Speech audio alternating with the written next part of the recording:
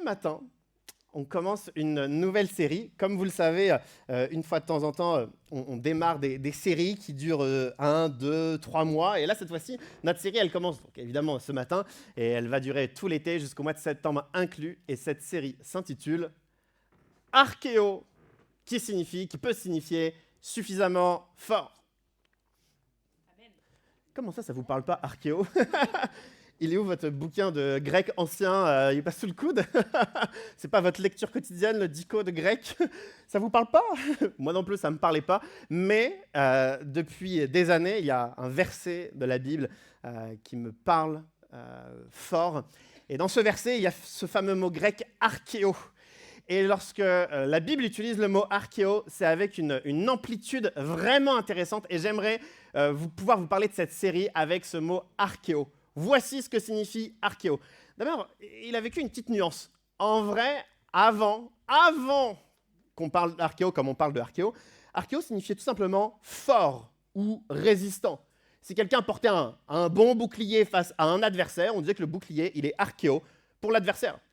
Si on prenait une barque, qu'on la mettait sur un fleuve, calme, tranquille, on disait que la barque, elle est archéo par rapport au fleuve parce qu'elle ne se brise pas, elle ne coule pas. Donc le bouclier ou la barque, ils sont archéo. Mais le mot grec a vécu une petite nuance dans l'histoire. Il ne veut plus seulement dire cela. C'est comme si on reprend le même bouclier, mais on n'est pas face à un adversaire, mais face à 10 adversaires.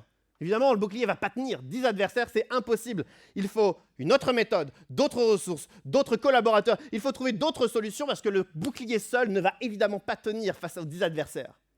Et contre toute attente, si le bouclier fonctionne, si le bouclier résiste, là, on va dire qu'il est archéo, c'est-à-dire qu'il est contre toute attente, étonnamment, suffisamment fort et résistant.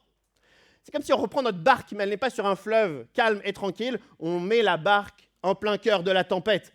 C'est évident, les vents, les flots vont pulvériser, fracasser la barque, mais contre toute attente, si on voit la barque revenir au port comme si de rien n'était, là, on va dire archéo, parce que la barque, elle est étonnamment forte, suffisamment résistante.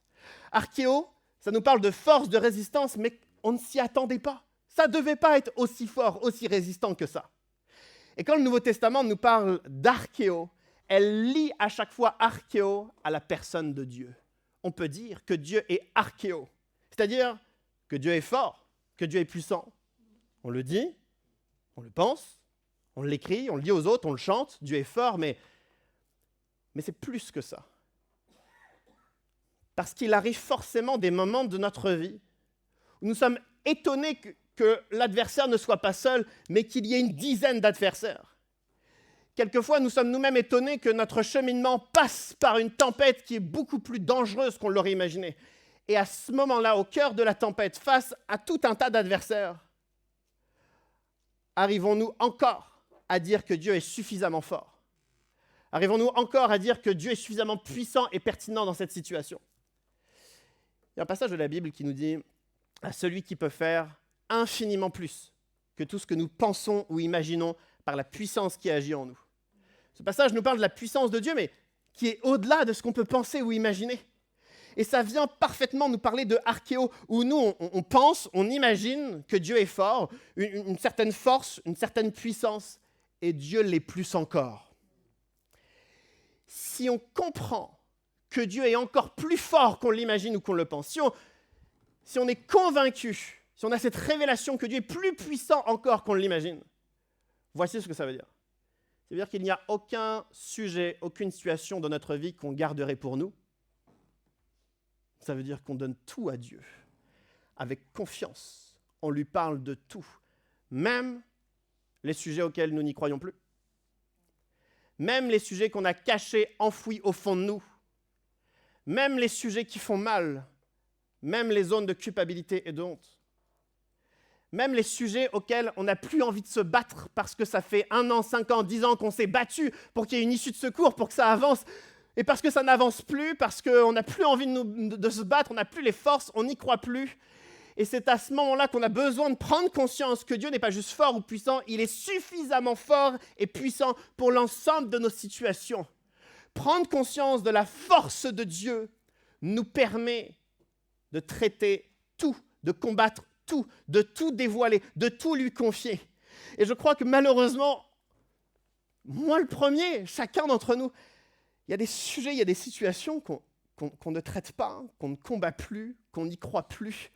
Je pense à certaines personnes où dans la famille, il y a eu un conflit il y a 10 ans, et ça fait 10 ans que la famille ne se rassemble plus depuis le conflit. Et le temps passe, et on imaginait qu'avec les opportunités de réunions de famille, de repas de famille, les choses, on aurait fait comme si de rien n'était. Mais même là, on n'en peut plus. Même là, on ne le fait plus, parce que le conflit a pris toute la place. Et le temps passe, l'amertume ne diminue pas, et on commence à ne plus y croire. Et c'est à ce moment-là qu'on a besoin de se rappeler que Dieu est archéo. Il est suffisamment fort pour atteindre une famille qui, depuis 10 ans, est en conflit. Je pense à certains d'entre nous où on a tenté avec nos proches, nos amis, peut-être même justement la famille, de partager notre foi. On l'a fait 1 fois, 2 fois, 5 fois, 10 fois, 50 fois. Ça n'a pas fonctionné de telle sorte qu'aujourd'hui, on se tait. On ne parle plus, on n'invite plus, on ne montre plus rien. On est un peu désespéré. Et c'est à ce moment-là qu'on a besoin de prendre conscience que Dieu est archéo, parce qu'après 50 propositions, invitations de foi, Dieu est largement capable de toucher. Je pense à certains d'entre nous où on combat des zones obscures de notre esprit, des dépendances, des habitudes toxiques, et on s'est battu. Oh, combien on s'est battu! On l'a dit à personne, mais ça fait des mois ou des années, on s'est battu intérieurement dans nos méthodes, dans nos habitudes, on a essayé de tout transformer, on a essayé de se battre. On n'a pas réussi. Et on a baissé les bras et on sait qu'on ne s'en sortira jamais, alors on va essayer de cacher cette double vie, de cacher ces habitudes nocives, ces habitudes toxiques, ces dépendances, parce que de toute façon, on ne pourra pas être libéré. Et c'est à ce moment-là qu'on a besoin de découvrir que Dieu est archéo. Même après des mois, des années de combat, Dieu est encore capable de nous libérer. Le but de cette série, c'est simple. Dieu est trop fort pour que nous puissions arrêter de combattre. Dieu est suffisamment fort pour que nous puissions tout lui exposer, tout lui montrer et espérer qu'il y ait un changement majeur dans notre vie. Il faut qu'on sorte de cette série avec des étapes franchies, avec des combats en cours de victoire. Il faut qu'on sorte de cette série avec des choses qui changent dans notre vie. On a du travail cet été. Et une des choses qui me parle le plus dans cette série, on verra au fur et à mesure des dimanches, les différents prédicateurs apporteront. Moi, je sais qu'il y a un des passages qui me parle fort, où l'apôtre Paul ose dire à un moment donné, « Quand je suis faible, c'est alors que je suis fort. » Vous dites « Amen », mais ça ne veut rien dire. Cette phrase, sémantiquement, ne veut rien dire. Je suis faible, alors je suis fort. Vraiment, s'il y a un prof de français dans le coin, quelqu'un pourrait nous dire, mais ça n'a pas de sens. Cette phrase n'a pas de sens. Et pourtant, Paul l'a dit, non pas parce qu'elle a du sens, mais parce qu'il l'expérimente contre toute attente. Ce que Dieu fait dans sa vie est tellement fort, on parle de la force de Dieu, est tellement fort que même s'il reste faible, il parle à ce moment-là de sa persécution, des insultes, des douleurs, de l'abandon, de la solitude, il se sent fort quand même. Oui, la force de Dieu est à ce point-là. Et si durant cette série, Dieu fait une telle œuvre en nous, peut-être qu'aucune épreuve, aucun projet ne pourra retirer notre bonheur et notre assurance, mais nous serons sereins quoi qu'il arrive. N'est-ce pas ça le projet de Dieu pour ses enfants? Ce matin, on va ouvrir la Bible et lire ensemble un passage dans 1 Samuel au chapitre 13, un passage qui nous parle du roi Saül, jeune roi d'Israël. Il a 30 ans, 6 jeunes rois d'Israël, et on va lire ensemble ce passage. Il va nous porter pour ouvrir cette série ensemble. Voici ce que le texte nous dit. Le roi Saül fit sonner de la trompette dans tout le pays en disant que les Hébreux l'apprennent. Et tout Israël apprit que Saül avait battu la garnison des Philistins et qu'Israël avait ainsi provoqué le dégoût des Philistins. Le peuple fut convoqué vers Saül à Gilgal. Les Philistins se rassemblèrent pour combattre Israël. Ils avaient 30 000 chars et 6 000 cavaliers et ils formaient un peuple innombrable comme le sable qui est au bord de la mer. Et on fait une petite pause. Ce passage nous parle de 2 événements qui se suivent. Le premier événement finit plutôt bien. Il y a une garnison des Philistins, petite garnison des Philistins qui menace Israël, mais le roi Saül annonce à tout le peuple, c'est bon, j'ai battu la garnison des Philistins. Donc, première épreuve, premier problème, réglé. Sauf que s'ensuit une petite vengeance, une contre-attaque des Philistins. Cette fois-ci, ils se rassemblent, non pas dans une petite garnison, mais 36 000 soldats, des cavaliers, des chars. Ils sont perçus comme innombrables, parce que Saül, il n'a que 3 000 soldats, et eux, ils sont 36 000, 12 fois plus nombreux. Ça, c'est la mauvaise nouvelle de notre histoire. C'est l'épreuve de Saül et du peuple. Maintenant, il est important que nous puissions, nous, transposer notre vie à ce passage. On va voir ce que Saül et le peuple font, de bien ou de moins bien, et que nous puissions prendre conscience de la force suffisante de Dieu, peu importe ce que l'on vit. Mettons-nous un instant à la place de Saül. Qu'est-ce que Saül peut faire? Imaginez, vous êtes roi d'Israël, il y a un peu plus de 3000 ans. Qu'est-ce que vous feriez si vous saviez qu'il y a 3000 hommes plus équipés, plus nombreux que vous, qui sont aux portes du pays? Moi, j'ai réfléchi, je me dis la diplomatie. C'est quand même, je suis plus habitué à la diplomatie. Alors, diplomatie, mais en l'occurrence, ça ne fonctionne pas parce que les Philistins ne sont pas diplomates. Leur intention dans toute la Méditerranée, c'est de détruire et piller. Détruire et piller. Donc, pas de diplomatie. Pression économique et commerciale. Ça se fait dans la Bible, ça se fait aujourd'hui, ça se fait depuis toujours. Mais à nouveau, ça ne marche pas parce que ce n'est pas le modèle des Philistins. Eux, ils n'entreposent pas des ressources, ils pillent chez les autres. Donc pas de pression économique et commerciale. Le champ de bataille, on peut faire la guerre, mais ils sont 12 fois plus nombreux et mieux équipés. Bon, pas de diplomatie, pas de pression économique, pas de champ de bataille. Qu'est-ce qu'il peut faire, Saül? Il ne peut pas faire grand-chose. Parce que toutes ces options ne fonctionnent pas. Il n'a aucune carte à jouer, aucune arme. Enfin, il pourrait demander de l'aide à Dieu. Après tout, Saül connaît Dieu. Il a une relation, une communion avec Dieu. À ce moment-là, c'est un homme qui a cherché Dieu, que Dieu a déjà béni, que Dieu a déjà dirigé, donc il connaît Dieu. Et donc c'est évident que parce qu'il ne peut pas faire de diplomatie, pas de pression économique, pas de champ de bataille, c'est évident qu'on a un Saül qui va se tourner vers Dieu, qui va supplier Dieu. Moi, je vois même une image où Saül amène tous les responsables du peuple, prions ensemble, mettons-nous sur nos genoux, crions à l'Éternel pour qu'il nous délivre. Et il ne va pas le faire. Il va choisir d'aller sur le champ de bataille. Est-ce qu'on s'est bien suivi là? Le champ de bataille, c'est pas possible. Il ne va pas gagner, c'est sûr. Est-ce qu'il choisit de se tourner vers Dieu? Sa dernière petite branche de vie? Non, il ne se tourne pas vers Dieu. Il s'entête dans une solution qui ne va pas fonctionner. Et à ce moment-là, j'ai envie de dire que Saül est stupide d'aller dans une direction où tout le monde sait que ça ne va pas fonctionner. Pourquoi ne se tourne-t-il pas vers Dieu? Mais je ne peux pas dire que Saül est stupide.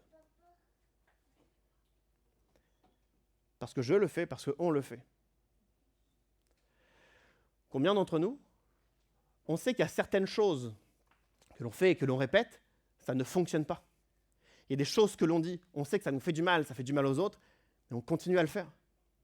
Combien d'entre nous, on sait que les différents leviers habituels de notre vie pour nous en sortir, ça ne fonctionne pas, mais on le fait quand même, parce que c'est plus facile de faire ces choses qui ne fonctionnent pas plutôt que d'aller vers Dieu. Et moi, je me rends compte que je peux aller vers Dieu pour tout un tas de sujets, mais qu'il y a certains sujets de ma vie, de notre vie, ou parce qu'on n'y croit plus, ou parce que c'est trop difficile, ou parce qu'on a reçu trop de frustration sur le non-accomplissement des promesses de Dieu, qu'on n'a plus envie d'y croire. Alors on ne va pas aller vers Dieu, on va continuer à essayer nous-mêmes, même si on sait que ça ne fonctionne pas.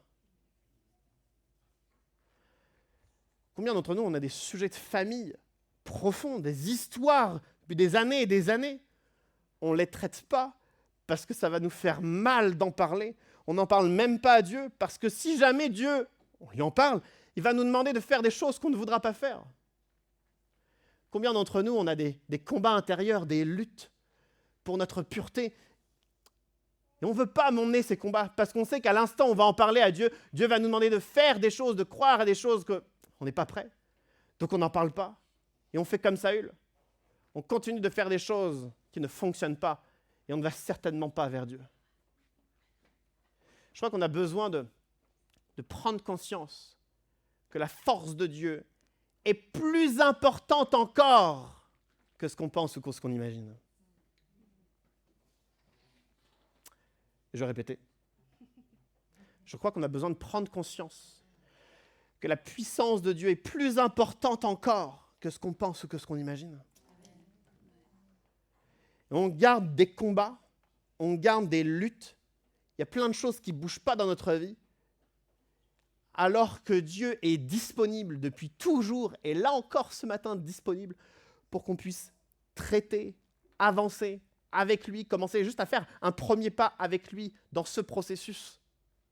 Et si nous osions parler à Dieu de ce qu'on n'ose pas parler à Dieu? Et si on osait lui faire confiance?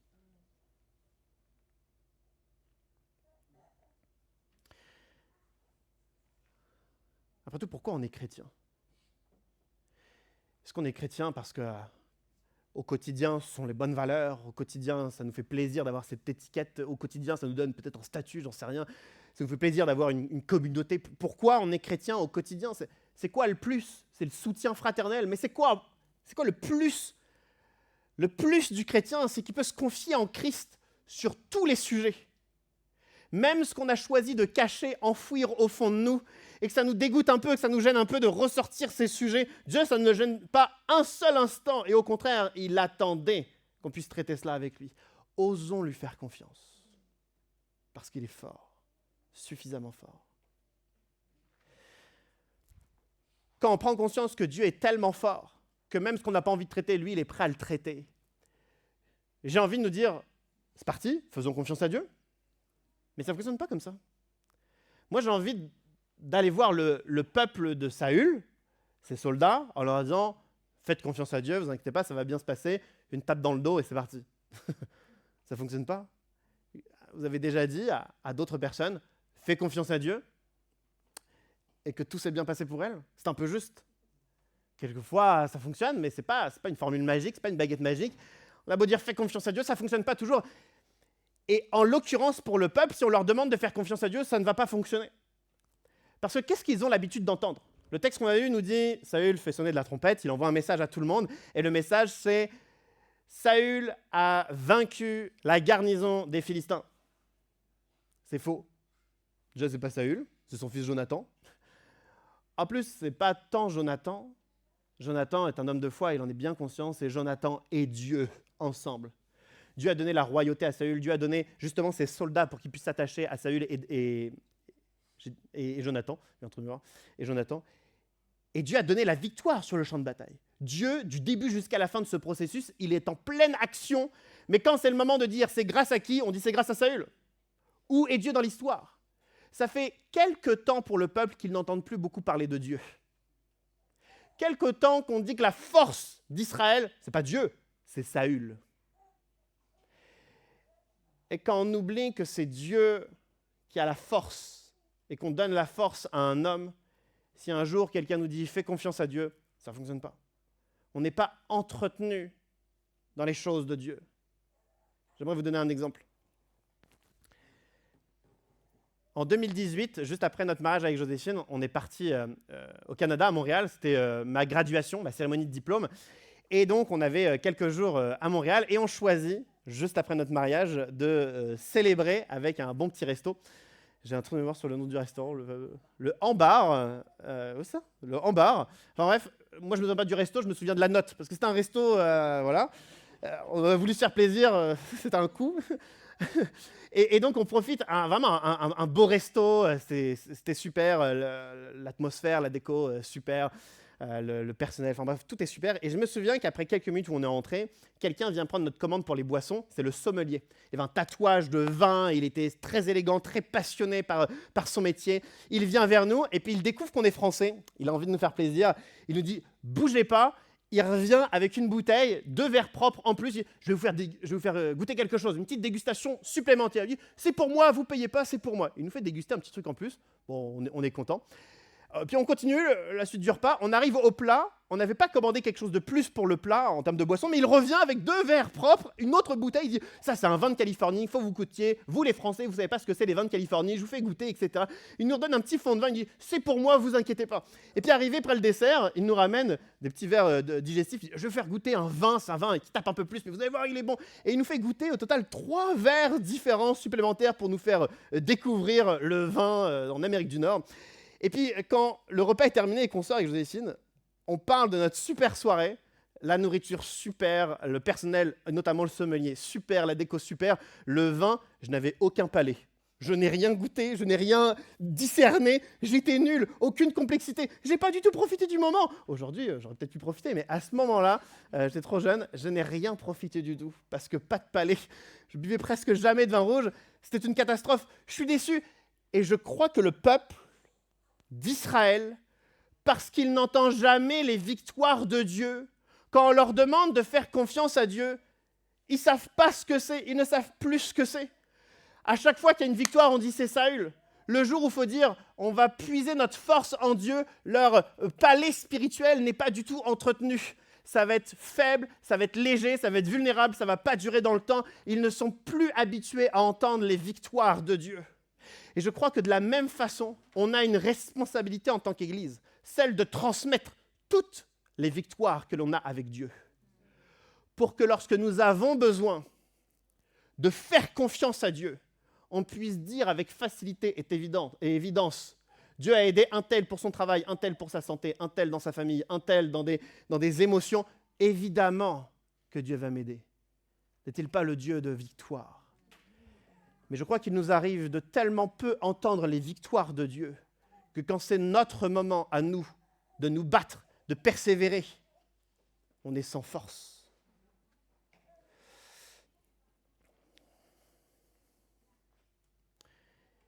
Et si on arrêtait de donner la gloire, la reconnaissance et la victoire à tout un tas d'autres personnes et qu'on commençait à mettre Dieu dans tous les domaines de la vie de tout le monde. Ça ne veut pas dire qu'on ne fait rien, ça veut dire qu'on n'y est pour rien. Mais Dieu a, je crois, toujours sa part de gloire et de reconnaissance. Et peut-être qu'à force de manquer de glorifier Dieu, lorsque vient le moment de se battre, où est notre foi ? On va se battre pour quoi ? Ce qui est beau avec l'Église, avec la communion fraternelle, c'est que je sais qu'il y en a certains d'entre vous, en ce moment, la vie professionnelle est instable, ingrate. Ce que vous ne savez peut-être pas, c'est que d'autres personnes, peut-être même assises à côté de vous, ont vécu dans le passé des périodes professionnelles aussi difficiles que vous. Ils s'en sont sortis grâce à Dieu. Il est important que vous le sachiez. Certains d'entre nous vivons actuellement ces périodes de tension relationnelle. D'autres personnes dans l'Église, en ce moment même, ont vécu des miracles de réconciliation. Il est temps que nous puissions le savoir pour nous battre avec foi. Amen. Le texte se poursuit, voici ce que le texte nous dit. Les Israélites se virent menacés, car ils étaient serrés de près, et ils se cachèrent dans les grottes, les buissons, les rochers, les caveaux et les citernes. Il y eut aussi des Hébreux qui passèrent le Jourdain pour se rendre dans le pays de Gad et de Galad. Quant à Saül, il était encore à Gilgal et tout le peuple qui se trouvait à ses côtés tremblait. Les 36 000 soldats sont là et les Hébreux ont peur. Certains tremblent mais restent. Certains se cachent, buissons, citernes, cavernes. Et certains fuient à l'étranger, dans d'autres pays. C'est la peur qui fait ça. Là, ils sont en plein cœur de l'épreuve, en plein cœur de la tempête. Rien n'est résolu. Ils sont en plein milieu, ils sont en plein dedans. Et même s'ils sont en plein dedans, même si c'est pour tous les soldats la même épreuve, il y a quand même 3 réactions différentes. On a l'impression qu'ils ont peur à des degrés différents. Certains tremblent, mais ils restent. Certains se cachent, mais dans le pays. Et certains même fuient le pays. C'est fou de fuir le pays. Qu'est-ce qu'ils vont dire arrivés à Gad et Galad ? Non, on n'est pas d'Israël, on n'a rien à voir avec le conflit actuel, pas du tout. Israélites ? Non. Peuple de Dieu ? Je ne vois pas de quoi vous parlez. tout cas, ils vont renier ils sont en train de renier leur pays, tout cas, ils renient leur identité. Et la peur a pris tellement de place qu'ils sont prêts à tout renier, juste parce que l'adversité fait peur. Et en même temps, c'est une tendance qu'on pourrait tous avoir. Parce que l'adversité peut faire peur.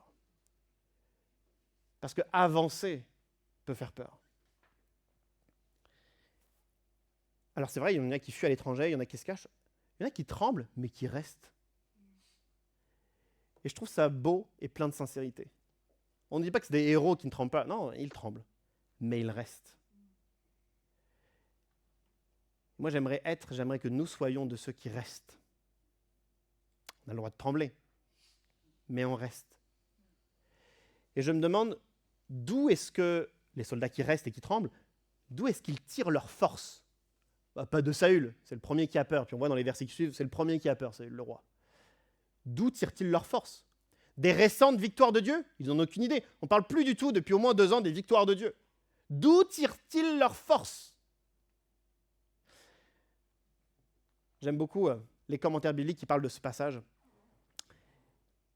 et qui me rappellent, qui nous rappellent que Dieu a parlé à Abraham, et puis à son fils Isaac, et puis à Jacob.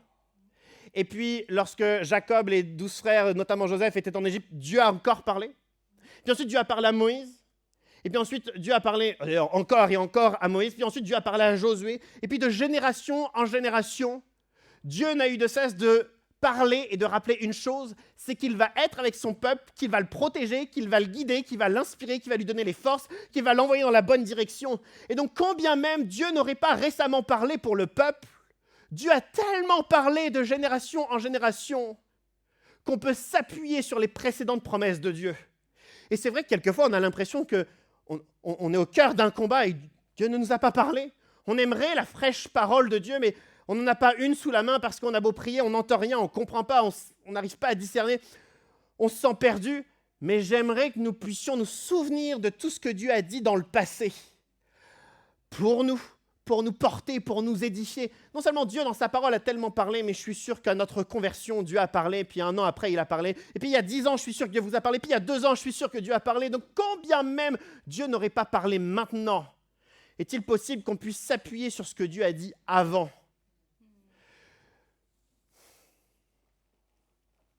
Je crois qu'on a tendance à oublier ce que Dieu dit, même plus qu'oublier, à sous-estimer ce que Dieu dit. Dieu dit des choses, puis il y a d'autres personnes qui vont dire des choses, et puis Dieu fait partie c'est un de nos conseillers dans la vie.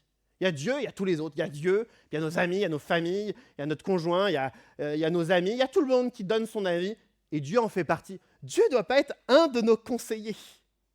Je ne suis pas en train de dire que Dieu ne peut pas parler par la bouche de d'autres personnes, mais quand on a identifié que c'est Dieu qui a parlé, on doit à ce moment-là s'y accrocher et ne rien lâcher et pas dire « c'est vrai, je suis sûr et certain que Dieu a dit ça, mais bon, on m'a aussi dit d'autres choses ». Peut-on garder le cap sur la parole de Dieu ? Peut-on garder espoir sur ce que Dieu a dit ?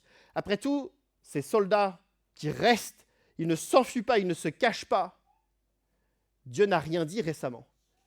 Mais Dieu a dit de génération en génération qu'il allait protéger son peuple, qu'il allait les guider, qu'il allait les inspirer. Et je crois que Dieu veut faire la même chose pour chacun d'entre nous. Il y a des choses que Dieu nous a déjà dit. Et si on arrêtait d'oublier, et si on arrêtait de sous-estimer ce que Dieu a dit, mais qu'on allait le considérer, si Dieu nous a donné un cap, une promesse, une direction, où est-ce qu'on en est ? Moi, j'ai horreur de moi-même lorsque, quelquefois, je relis des bouts de papier qui traînent et je me rends compte, tiens, il y a 1 an, Dieu m'a dit ça et j'en ai rien fait du tout. Et aujourd'hui, je vais demander à Dieu de me parler. Pourquoi est-ce que Dieu me parlerait aujourd'hui, sachant que la dernière fois qu'il a parlé, je n'ai pas considéré ce qu'il a dit ? Pourquoi est-ce qu'aujourd'hui, on demanderait à Dieu de l'aide, des ressources, une nouvelle parole ? Sachant que les dernières fois où il nous a parlé, il nous a indiqué des caps, des directions, des choses à arrêter, des choses à commencer, on a oublié, on n'a pas considéré ce qu'il a dit. Alors, soit Dieu va rien dire de plus, soit il va juste répéter ce qu'il a déjà dit, mais il ne va pas nous annoncer l'étape 2 avant l'étape 1. Soyons de ceux qui considérons que ce que Dieu nous dit à un instant T, c'est ce que nous devons vivre maintenant.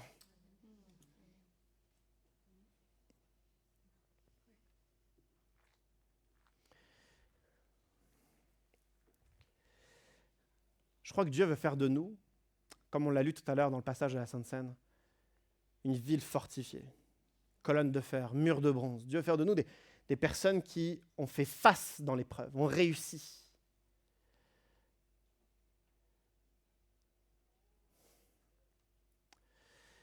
Sauf que peut-être que trop souvent, on sous-estime ce que Dieu a dit sur notre vie.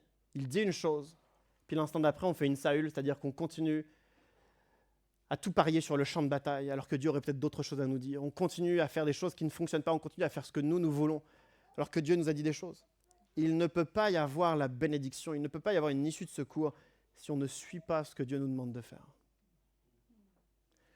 Mais voici comment le passage se poursuit et se termine tranquillement. Je demande à l'équipe de louange de revenir. Merci. Saül attendit 7 jours, conformément au délai fixé par Samuel. Mais celui-ci n'arrivait pas, à Gilgal, et le peuple se dispersait loin de Saül. Saül dit alors, « Amenez-moi les victimes destinées à l'holocauste et au sacrifice de communion. » Et il offrit l'holocauste. Il finissait d'offrir l'holocauste lorsque Samuel, le prophète, arriva. Saül sortit à sa rencontre pour le saluer. Samuel, le prophète, dit à Saül, « Tu t'es comporté de façon stupide, tu n'as pas respecté le commandement que l'Éternel, ton Dieu, t'avait donné. Amen. » Que se passe-t-il ? Il y a les 36 000 soldats qui sont là, qui campent. D'un jour à l'autre, ils vont sortir. D'un jour à l'autre, ils vont attaquer. Et en face, il y a Saül avec ses 3 000 hommes, moins tous ceux qu'on fuit, tous ceux qui sont cachés, donc de moins en moins d'hommes. Et là, Saül voit, jour après jour, on fait le compte, 3 000, 2 700, 2 500, 2 000 hommes. Jour après jour, ils sont de moins en moins nombreux. La peur de Saül grandit. Et le prophète Samuel lui avait dit d'attendre 7 jours. Et qu'après 7 jours, le prophète Samuel arriverait, il ferait un sacrifice d'animaux, un holocauste. C'est comme rappeler à tout le monde que Dieu est là. Un sacrifice de communion pour que le peuple soit en communion avec Dieu. C'est pour rappeler à tout le peuple que ce n'est pas un combat de soldat contre soldat, c'est un combat du peuple de Dieu contre des adversaires. Alors le prophète avait dit, attends 7 jours, dans 7 jours je viens et on fait le sacrifice de communion. Mais les jours passent et Samuel a peur. Alors il décide de faire le sacrifice à la place du prophète. Oui, pardon. Merci Raymond. Saül fait le sacrifice de communion à la place de Samuel. À quoi ça sert de faire le sacrifice de communion ? Vraiment, en vrai, c'est un animal qui va mourir, c'est un rituel. Le rituel est fort de sens, mais ça reste un rituel. Qu'est-ce qu'il a cru, Saül ? Faire un rituel, ça va l'aider à faire quelque chose ? Faire un rituel va débloquer quelque chose ? Un animal mort n'a jamais sauvé une guerre. Un animal mort n'a jamais donné des forces supplémentaires ou de l'équipement militaire, jamais. Un animal mort, c'est un animal mort. Ce rituel a du sens si on lui en donne. Et là, Saül retire tout le sens de ce rituel. Il fait le sacrifice lui-même. Comme si qu'il espère que le rituel va générer quelque chose. Le rituel n'apporte pas de bénédiction. Qu'est-ce que Saül aurait dû faire ? Rester dans l'obéissance et attendre que le prophète vienne pour faire le rituel. Ce ne sont pas nos rituels qui amènent la bénédiction, mais c'est notre obéissance. C'est l'obéissance qui amène la bénédiction. Et je crois que... Je peux commencer à jouer. Merci. Je crois que notre assiduité à l'Église ne nous apportera pas de bénédiction. Moi, j'espère quelquefois que mon assiduité amène une bénédiction. Vraiment, de tout mon cœur. Et quelquefois, je me bats pour ça. Je me fais violence. Je sacrifie des choses pour que mes rituels soient parfaits. Mais ça n'amène pas la bénédiction. C'est l'obéissance. Et à côté de mon assiduité ou de tous mes rituels ou de tout ce que j'essaye de faire bien, à côté de ça, il y a Dieu qui frappe à la porte de mon cœur quelquefois me montre des choses que je ne veux toujours pas traiter, des choses qui devraient être déverrouillées et qui ne le sont toujours pas. Et Dieu ne m'attend pas dans l'assiduité de mes rituels, il m'attend dans l'obéissance.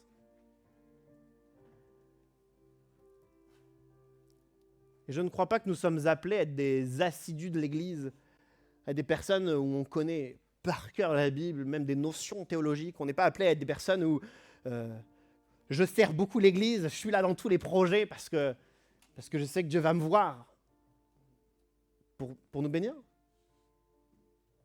Je ne suis pas en train de dire que le service, l'assiduité à l'Église, la vie de l'Église n'apporte pas de bénédiction. Mais ce n'est pas avec cette intention qu'on est béni. Je crois que quelquefois, on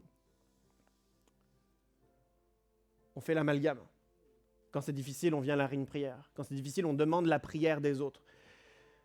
Quand on se sent bien, on aide les uns et les autres. Et tout ça, c'est des bonnes choses, mais ce n'est pas ça qui bénit. Ce n'est pas ça qui délivre.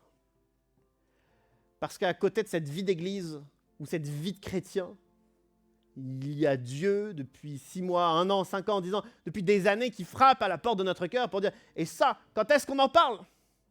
Et ce sujet, quand est-ce qu'on le traite ?» Et si, au lieu de s'engager à être plus assidu à la vie de l'Église, et si on acceptait que Dieu pointe du doigt des choses dans notre vie qu'il veut traiter, et qu'on disait à Dieu, avec tout plein d'honnêteté, j'ai pas envie. J'ai pas envie de parler de ça, j'ai pas envie d'avancer dans cette direction, j'ai pas envie. Mais je vais le faire parce que tu me demandes de le faire. Et de l'obéissance découle la faveur de Dieu. De l'obéissance va pouvoir se manifester la force suffisante de Dieu. Le Dieu archéo, largement puissant. Alors il est peut-être temps pour nous ce matin de nous engager, les uns avec les autres face à Dieu. De dire, je veux entendre ce que tu pointes du doigt, ce que tu me montres, la façon dont tu m'appelles à avancer, la mission que tu veux que je porte, le combat que tu veux que je mène, le changement de pensée que tu veux que j'ai. Je vois que tu montres du doigt et je ne me cache pas devant toi. Je dis que je n'ai pas envie, je tremble, mais je reste.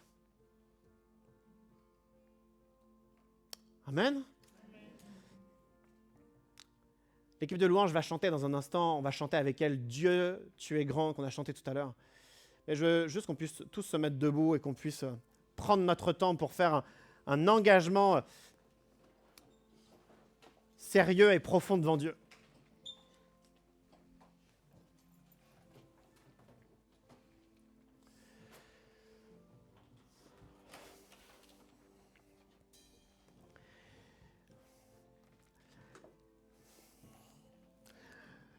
Vous savez ce que Dieu voit lorsqu'il nous regarde ? Moi, je crois que Dieu voit tous les domaines de notre vie qu'on lui a ouverts et Dieu voit très bien les portes qu'on a laissées fermées. Et moi, je me sens ridicule quand, quelquefois, je chante à Dieu que je te donne tout, enfin, 80% de tout, parce que il y a des sujets qu'on n'a pas envie d'avancer. Et si ce matin, on osait dire, Dieu, on veut tout te donner. Tu es suffisamment fort, suffisamment grand pour exceller dans une transformation parfaite de ma vie. C'est pourquoi je veux te faire confiance et je veux tout te donner. Je te remets ma vie professionnelle. Je te remets les secrets que j'ai tenté d'enfouir. Je te remets mes mensonges. Je te remets ce que j'ai subi. Je te remets ce que j'ai fait subir. Je te remets mes dépendances. Je te remets les zones toxiques de ma vie. Je te remets les zones ténébreuses. Je te remets les projets que j'ai qui m'impressionnent. Je te remets mon sentiment d'être incapable face aux missions, aux tâches que j'ai, je me sens démuni, je te remets ça. Je te remets ma fatigue du quotidien, le quotidien qui me presse, qui m'écrase. Je ne sais pas combien de temps ça va durer, j'ai besoin de toi. Je te remets mes douleurs, je te remets ma santé, je te remets toutes choses. Et je ne veux pas dire que tu es fort, je veux dire que tu es largement fort pour opérer les transformations nécessaires dans ma vie. Alors je te les confie.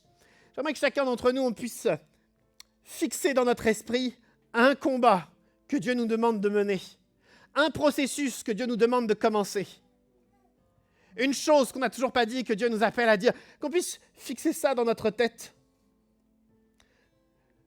Je veux nous laisser le temps d'avoir cette idée bien claire en tête. N'ayez pas en tête le combat officiel, le combat que tout le monde connaît. Non, non. Mettons dans notre esprit le vrai combat en profondeur, le vrai projet difficile de notre vie, le vrai secret difficile, le vrai sujet auquel on s'est engagé 10 fois, 20 fois à avancer et qu'on n'a toujours pas avancé. Je veux avoir ce sujet au fond de moi.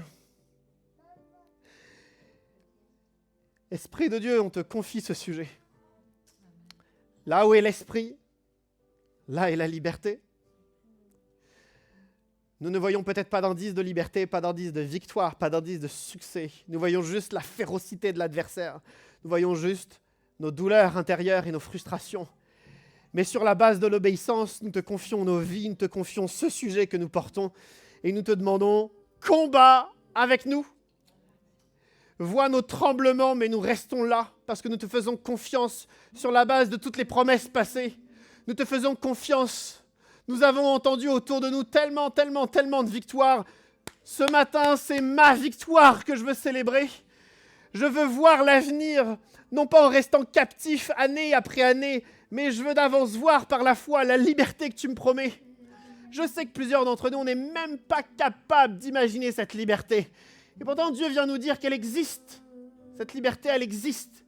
Alors qu'on puisse par la foi saisir cette liberté et dire aujourd'hui, il y a un avant et un après. Peut-être qu'il va se passer des choses grandioses aujourd'hui, ou peut-être que je vais simplement faire un pas. Mais parce que nous sommes sur le chemin de la liberté, je veux me sentir alors heureux et soulagé. Parce que tu ne nous repousses pas, mais tu nous dis, je suis suffisamment fort. Je suis suffisamment fort.